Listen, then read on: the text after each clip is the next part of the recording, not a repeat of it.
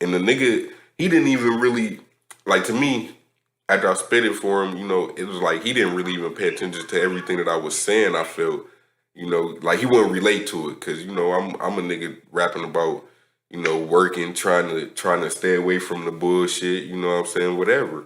He's a nigga that's rapping about, yeah, nigga, I got 12 birds, nigga flipping in the kitchen, water whipping, flipping, ripping, you know, whatever. So the first thing he say is, damn, cuz, like, that's what's up, my nigga.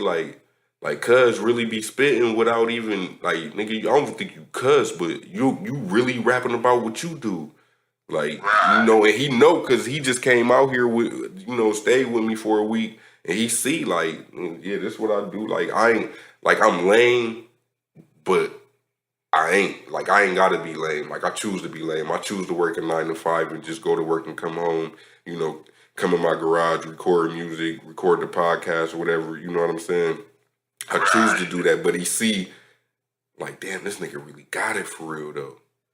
You know what I'm saying? And it opened his eyes up because I'm getting it the same way he get it, but I'm a slower pace. You know what I'm saying? My money come in every 2 weeks, but it's what you do once you get that money every 2 weeks. Like, you know what I'm saying? I could spend it and blow it and be broke, or I could let it stack and then next thing you know, nigga, I'm looking like I'm a dope dealer because I got whatever I want plus the money in the bank. You know what I'm saying? He hustling in the streets, his money coming fast. You feel me? Only thing is, who's gonna last longer? You know what I'm saying? Like, nigga, you can't file taxes on drug money. You can't get no 401k with dope dealing or something. You know what I'm saying? I don't think you can, but exactly. The thing about it is, I just got like you said, not to cut you off, man. No, go ahead. And like you said though, you're sitting up there, you know what I'm saying, a person that's hustling and all too though, always have to remember, okay, you hustling. But is your health are you always gonna be in good health though too though? Right. Like when it comes down to it, you have nothing in the end though. You might have that little dope money and all that though, but like you said, are you able to go, you know what I'm saying, to a good hospital and this and that? No. You gotta still sit up there though and get medical assistance and stuff like that though, you know what I'm saying? And don't get it wrong, I'm not knocking nobody for selling drugs though. Hey, that's what you do it well. Hey, if that's what you do it well and be in the game, go hard. Yeah. But there is a lot of ups and there's a lot of downs. Exactly. And it is. And the ups is, yeah, you living good, you doing this, you doing that. But then like you said though, the downfall is when it comes to an end, or when the police take it away, you got nothing. Right. None at all. You did all that grinding and all that hustling, and then you got nothing. You done hit rock bottom. Yeah, and it's crazy because you took your ass to work. Yeah, because it's crazy because when I think I was like 16 or 17, and I was selling weed. You know what I'm saying? I was selling weed, and I think this, like, my pops told me some shit that I feel like it was some shit that was the realest shit I ever heard. You know what I'm saying? But at the same time, I think it's what really got my mind out that bullshit to where I was like, this ain't for me. You feel me? Because, like, basically I was doing my thing. He kept seeing me running in and out the house. So one day he walk out the back of the apartment, you know what I'm saying, to the alley. I'm sitting in the back with a couple of my niggas. We smoking and shit. He like, yeah, man. He was like, hey, all I'm gonna tell you is, if you gonna hustle, stack your money. Don't do it for nothing. You know what I'm saying? So then that just changed my mindset, dog, to where that hustling just changed into a goal. All right, I'm going to just hustle this until I can get this car. I'm going to hustle this until I can get this studio time. I'm going to hustle this until I can get this whatever. And then that's why I was an off and on drug dealer. Like, it would be times where a nigga money get funny. I always kept a job since I was 14. Again, like, I remember having my dad sign the paperwork just to release the permission for me to work. You know what I'm saying? Ever since I was 14, kept a job. You know what I'm saying? To where I only sold weed when I really needed the extra money, where I knew, man, it's gonna take me a minute to stack this bread up if I just keep waiting, so I did it. But now I'm looking back, I wish I ain't never do it because it was like for the risk that I was taking, it wasn't worth it. You know what I'm saying? I almost only had one weed charge, you know what I'm saying? And that wasn't even selling weed. It was just on, I got caught smoking one time, and then the other weed ticket I got, well, it's 2 times, I guess, but other weed ticket I got, I had it all bagged up and sacked up individually. I had grams wrapped up in plastic, stuffed in a Newport 100 box. What was it? Like 30, 40 little grams in that bitch. Dog, I had like a little over an ounce, you know what I'm saying? Right.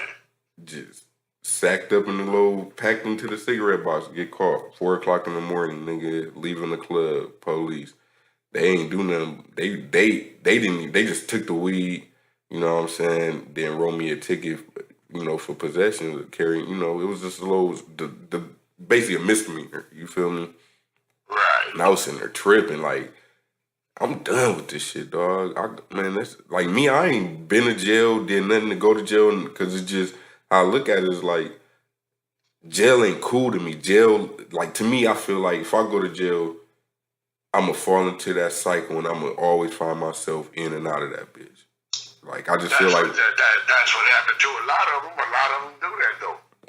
And that's how I feel like. I feel like I'll be the type of nigga, like, you fall into that cycle where you in and you out. You always in and you out. You always in and you out. And I don't want to be like that, my nigga. Like, I'm cool. I refuse to be like that, so... Yeah, a lot of them is so, like you said, a lot of them is so stupid that they don't realize that, though. They sit up there and they do their thing, and then, they know it, though. Like you said, they got comfortable with that life of in and out, in and out. I'm gonna get in and out, you know what I'm saying? They only gonna break me off this amount of time. I don't care. Yeah. And that's a shame. When you sit up there and you program to don't care, because it was something that you gonna do, because like you said, commit a crime and you don't care, and you go in and out of jail like that. I feel too, though, that's the California system, though. Babysitting these motherfuckers. Yeah, hell yeah. But it's between babysitting. Go ahead. No, I feel like it's between babysitting and a lot of them niggas being like they got boyfriends in there, because that's the only way I could see a grown ass man willing to like for instance, you go, say you serve 10 years, then you get out in less than a year, you lock back up, but now you about to do 15 plus. Like, that shit seems like to me like you really was missing whatever you had in there. You know what I'm saying? And like you said, life do be good in jail, and most people don't know that, but yeah, life do be good in jail to where maybe some of these niggas do be like, man, fuck it, I ain't trying to work. I'm just trying to make sure we get fed right on time 3 times a day. I ain't got to do nothing, All I do is chill all day. Most niggas probably do. It's a lot of people fall in that category, because they ain't doing shit with themselves. And like you said, they sit up there and they know already. They like, man, you know what? I can do this, though, and go to jail. And like you said, well, who's taking care of them?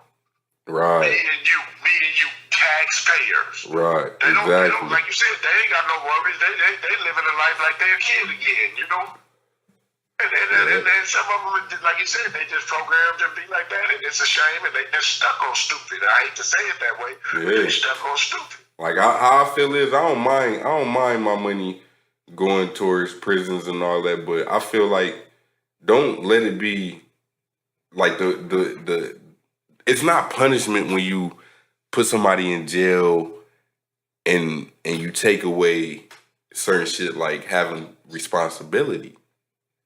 That's not punishment. That's a vacation. You know what I'm saying? Like, you got no responsibility. Like, you ain't gotta worry about getting up to go to work or this bill, this, that, whatever. No. Put these niggas to work. Let them work. Let them work 8 hours out the day. You know what I'm saying? Oh, yeah. It'll do so much more for they minds, and it'll do so much more for the actual the whole population of people in jail as far as being able, when they get out, they already groomed for society. Because when you get out of jail and everybody around you moving so fast because they got lives, they've been out here working and doing whatever, you get so caught up in it to where you feel pressure to get back to where you was. Like, oh, I got to get back to where I was before I got locked up. I got to get this money. And then you find yourself back locked up. But, yeah, you know what? I have to give it up, though. They do have work programs in there, though, you know? But like I said, you can't force a person to take that program while they're in jail. But they do have programs, and I have to give it to them, you know what I'm saying? At least, you know what I'm saying, they're trying and stuff, though. Because there's a lot of people that get out, they got a better job than me, though. I'm looking at them like, dang, now all of a sudden you a firefighter now and stuff like that. They got firefighter training and all kinds of stuff in there, though. Some of them work at a lot of these people, they even work at oil refineries. They help you. They help you. Yeah, but those are the ones that was on that fire detail when they was locked up type shit. But even then, you pretty much, like, they send them niggas out before they send the real firefighters out. So if you can live through that kind of shit, being put out there in the fire, you know what I'm saying?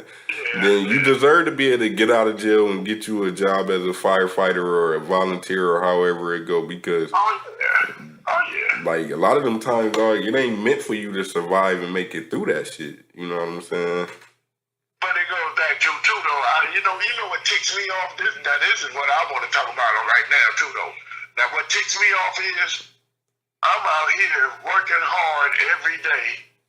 Now you got a person that's laid up on the welfare system, and you look at them, and I'm not jealous or nothing like that, but it's a shame when you ain't got to go to work doing. I'm over here working all day and working hard, and you living lavish. Hell yeah. You got a house, dog, that's granted to you. You pay it. All you got to do is collect cash to pay your bill. Right. Sitting up there, all you doing is you keep popping out more and more babies and stuff. Getting more and more food stamps and all that shit. And man, I remember I was talking to this one bitch, dog. I was talking to this one bitch. She had more groceries than I've seen a rich person have, nigga. I mean, her whole kitchen was stacked. Like, the bitch couldn't even stuff shit in the cabinets no more. She had food just stacked on the counter, nigga. I'm like, you know, so I'm over there chilling, you know what I'm saying? We smoking. I'm like, shit, you trying to make a nigga a sandwich? She like, nah, I ain't got it like that. You know, trying to be a funny actor. I'm like, man, I pay my taxes. So that's my food in there. If you really want to get technical, motherfucker, you can make a nigga a sandwich. You can make me a sandwich, motherfucker. But, you know, I mean, I was just clowning, though, but that's just real shit, though. If you really want to get technical about it, you owe half of what you got to these people that live by you, you know what I'm saying, that you interact with on a day-to-day basis. Because if we didn't have to pay them taxes to take care of y'all, then we probably wouldn't be in certain, like, man, I got a job, I get paid cool money, but I find myself at times, dog, struggling, bro. You feel me? To where I don't trip, because that's just life, you know what I'm saying? You're going to have your ups and downs, you're going to be balling and you're going to be struggling in certain times, you know what I'm saying? But it's just about maintaining and keeping it balanced and keeping it stable, you feel me? But if they wasn't taking out damn near $250 in taxes on my check, nigga, I'd be a lot better off than what I am now. That's real. Right, exactly. And another thing, I don't like the people, man, that be sitting up there frauding on it, though. Yeah. I ain't gonna lie. I'm like, you know what I'm saying? Hey, if you need help, you know what I'm saying? Like I said, I'd rather see people sit up there and instead of sitting up there, you know, doing what these people do out here, begging, you know what I'm saying? And be sitting up there too, don't take it all, and that takes me off too. When I'm sitting up there, this is the thing. When I'm in the grocery store, I done worked hard and this and that. I done, you know what I'm saying? I'm over here, you know, struggling and buying my ends, you know what I'm saying? My bacon and stuff like that and all that kind of stuff with my money.